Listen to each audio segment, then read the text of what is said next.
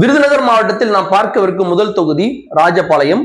திராவிட முன்னேற்ற கழகம் சென்ற முறை 41.50% வாக்குகளும், அதிமுக 39% வாக்குகளும், நாம் தமிழர் கட்சி 9% வாக்குகளும், அம்மா மக்கள் முன்னேற்ற கழகம் 4.29% வாக்குகளும் பெற்ற இந்த தொகுதியில இந்த முறை போட்டியிடுபவர்கள் தங்கப்பாண்டியன் நம்முடைய திமுக சார்பாகவும், ரிஷிலா பாண்டியன் நம்முடைய அதிமுக கூட்டணி சார்பாகவும், ஜெகதீஸ்வரி டிவிகே சார்பாகவும், கார்த்திக் நாம் தமிழர் கட்சி சார்பாகவும் போட்டு இந்த தொகுதியில இந்த முறை எத்தனை வாக்குகள் பெற போறாங்க அப்படின்னா, திமுக 40-35% குறைகிறது திமுகவின் வாக்கு, அதிமுக 30-38 குறைகிறது. இன்னும் மேலும் குறைந்திருக்கிறோம்.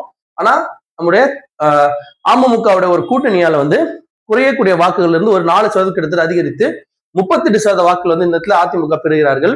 9% வாங்கிய நாம் தமிழர் 22%, தாவேகா மற்றும் இதர கட்சியில் 5% வாக்குகள் பெறும் இந்த ராஜபாளையம் தொகுதியில இந்த முறை அதிமுக தாவேகா அம்மா மக்கள் முன்னேற்ற கழகத்தினுடைய ஒரு கூட்டணியால ஒரு 3% வாக்குகள் வித்தியாசத்துல இந்த தொகுதியை நிச்சயமா அதிமுக கைப்பற்றக்கூடிய ஒரு தொகுதியாக இருந்து திமுக இருந்தது அதிமுக மாறக்கூடிய ஒரு தொகுதியா மாறி இருக்கு.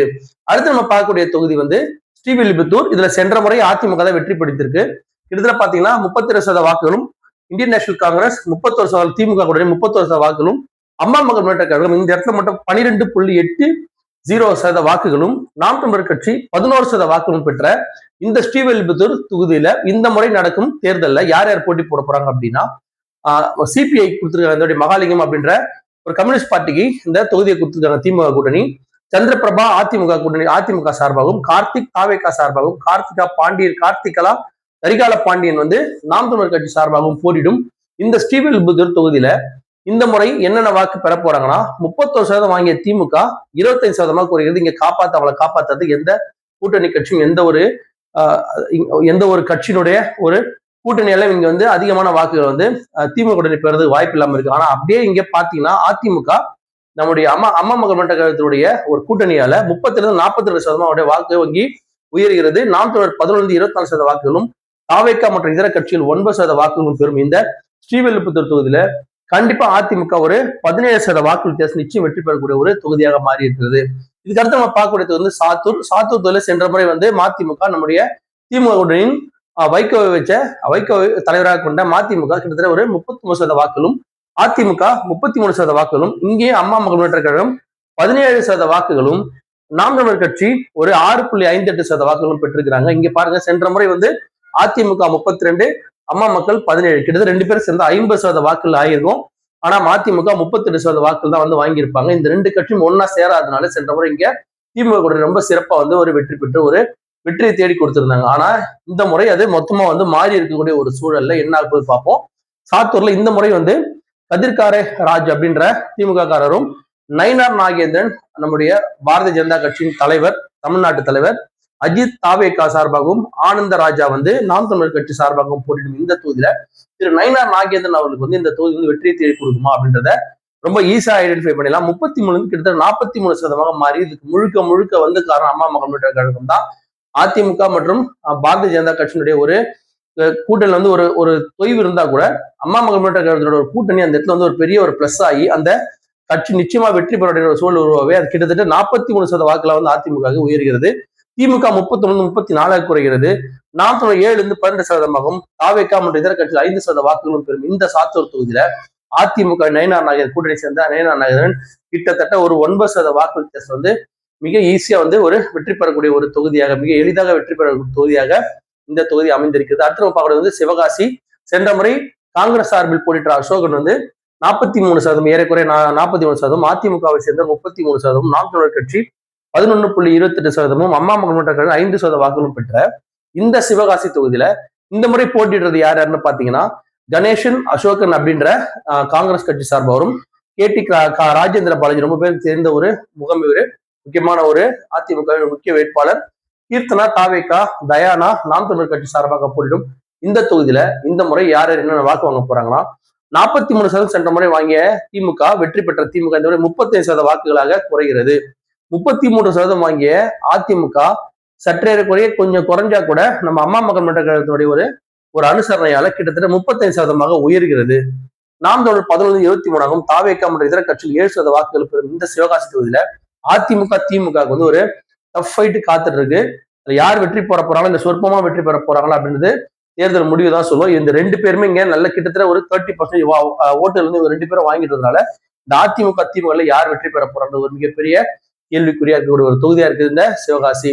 இதுக்கடுத்து இந்த தொகுதியில் வந்து ஒரு பிக் ஃபைட் இருக்க போகுது 2 பேருக்கும். அதிமுக திமுக 2 பேரும் ஒரு டஃப் ஃபைட்டா இருக்க போகுது. அடுத்து நம்ம பார்க்கக்கூடிய ஒரு முக்கியமான தொகுதி விருதுநகர். சென்ற முறை பாத்தீங்கன்னா இந்த தொகுதியில திராவிட முன்னேற்ற கழகம் 45%, பாரதிய ஜனதா கட்சி 32%, நாம் தமிழர் ஒரு 9%, அம்மா மக்கள் முன்னேற்ற கழகம் 6.67, அம்மா மக்கள் முன்னேற்ற கழகம், தேசிய முற்போக்கு திராவிட கழகமும் கூட்டணி இருந்தாங்க சென்ற முறை. இது வந்து விருதுநகர் உங்களுக்கு சொல்லும் போதே உங்களுக்கு ஒரு எதிர்பார்ப்பு இருக்கக்கூடிய ஒரு தொகுதியா இருக்கும். அது காரணம் வந்து இந்த தொகுதியின் வேட்பாளர் திமுகவின் கூட்டணி கட்சியின் வேட்பாளர் திரு தேமுதிமுகவின் விஜயகாந்த் அவருடைய மகன் திரு விஜய் பிரபாகரன் இந்த இடத்துல வந்து போட்டி போடுறதால இந்த தொகுதி வந்து ஒரு கவனிக்கப்படக்கூடிய ஒரு தொகுதியா வந்து மாறி இருக்கு. இங்க விஜய் பிரபாகரனுடன் வந்து பிஜி கணேசன், செல்வம் மற்றும் லட்சுமணன் போட்டியிடும் இந்த தொகுதியில இந்த முறை திரு விஜயகாந்த் அவர்களுடைய மகனுக்கு எப்படி செல்வாக்கு இருக்க போகுது அப்படின்னு பார்க்க போறோம். அதுக்கு முன்னாடி இந்த தொகுதியில் நிலவரத்தை ஜென்ரலா பாத்தீங்க அப்படின்னா இவர் கிட்டத்தட்ட விருதுநகர் இந்த பாராளுமன்ற தொகுதியில சற்றே வெற்றி பெறும் அளவுக்கு வந்துட்டு கடைசி நேரம் ஏதோ ஒரு சில விஷயங்கள் வந்து அவரு இன்னைக்கு வரைக்கும் அவர் தோல்வி வந்து ஒரு ஏத்துல ஏதோ சில தவறுகள் நடந்த அந்த தோல்வி நடந்தது அப்படின்றத அவரு ஆணித்தரமா நம்புறாரு. இவரை தோற்கடித்த மாணிக்கம் தாகூர் இவர் தான் அவர் தான் வெற்றி பெற்றிருந்தாரு.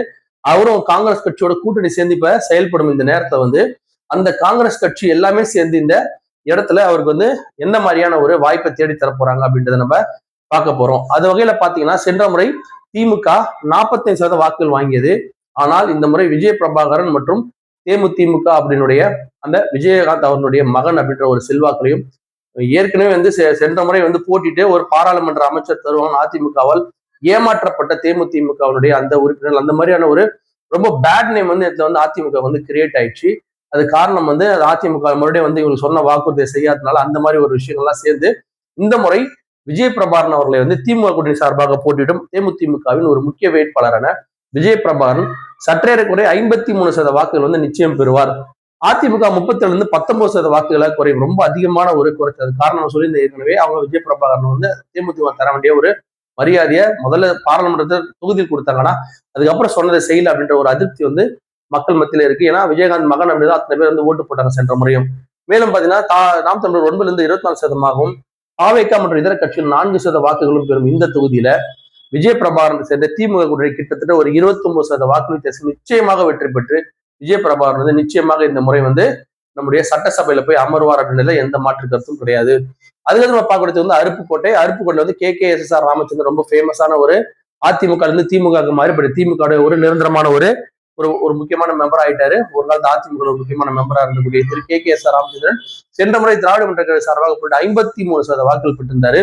அதிமுக 30% வாக்கும், நாம் தமிழர் கட்சி 7.24, மக்கள் நீதி மையம் 4.46% வாங்கிய இந்த தொகுதியில இந்த முறை யார் யார் போட்டி போடுறாங்கன்னா அதே திமுக சார்பாக அதே KKSR ராமச்சந்திரனும், சேதுபதி, கார்த்திக் குமார் மற்றும் மணிமாறன் போட்டியிடும் இந்த அருப்புக்கோட்டை தொகுதியில இந்த முறை என்னென்ன வாக்குகள் வரப்போகுதுன்னா 53% வாக்குகள் வாங்கிய திமுக 44 குறைகிறது, 30% வாங்கிய அதிமுக 29 குறைகிறது, 7% வாங்கிய நாம் தமிழர் 17% குறைகிறது. தாவேக்கா மற்றும் இதர கட்சிகள் 10% வாக்குகள் பெறும் இந்த அருப்புக்கோட்டையில் இந்த முறையும் KKSR ராமச்சந்திரன் அவர்கள் ஒரு 15% வாக்கு வித்தியாசம் நிச்சயமாக இந்த இடத்தை வந்து நிச்சயமாக ஒரு கைப்பற்றக்கூடிய ஒரு வேட்பாளராக இருப்பாரு. அதுக்கப்புறம் நம்ம பார்க்கறது வந்து திருச்சுழி. இந்த இடத்துல பாத்தீங்க அப்படின்னா சென்ற முறை தங்கம் தென்னரசு ரொம்ப முக்கியமான ஒரு அமைச்சர், ஒரு முக்கியமான ஒரு கேண்டிடேட் வந்து நம்ம திராவிட முன்னேற்ற கழகத்தை சார்ந்தவர் 59% வாக்குகள். நம்ம அதிமுக கூட்டணி கட்சி வந்து AIMMK வந்து 24% வாக்குகள், நாம் தமிழர் கட்சி 8% வாக்குகள், அம்மா மக்கள் முன்னேற்ற கட்சி 3.73% வாக்குகள் பெற்ற இந்த தொகுதியில நீங்க பாருங்க எல்லா இடத்துலயுமே இந்த மாவட்டங்கள்ல வந்து எல்லா இடத்துலயும் அம்மா மக்கள் முன்னேற்ற கழகம் வந்து நிச்சயமா இடம்பெற்றிருக்கும். மக்கள் நீதி மையம் அங்கங்கே உண்டு தான். நாம் தமிழ் எல்லா இடத்துலயும் இடம்பெற்றிருந்தாலும் கிட்டத்தட்ட இந்த பெல்ட்ல வந்து எல்லாமே வந்து அம்மா மக்கள் முன்னேற்ற கழகம் எந்த அளவுக்கு வந்து ஒரு ஓட்டு வங்கி ஒரு வாக்கு வங்கி வச்சிருக்குன்னு நீங்க பாருங்க. நம்ம பொதுவா சொல்லுவோம் இந்த தேர்தல் நடக்கும் என்ன சொல்லலாம், வாக்குகள் வந்து பிரிஞ்சு இருக்கிறத விட ஒரு சில தொகுதியில அதிகமா இருக்கிறது தான் முக்கியம். ஒரு 5% 6% வாக்குகள் கூட தமிழ்நாடு ஃபுல்லா அந்த 5% 6% பிரிஞ்சு இருக்குது. ஒரே இடத்துல அந்த அத்தனை சதவீத வாக்குகள் 5% வாக்கு ஒரே தேர்தல் வரும்போது 40-30 வரும்.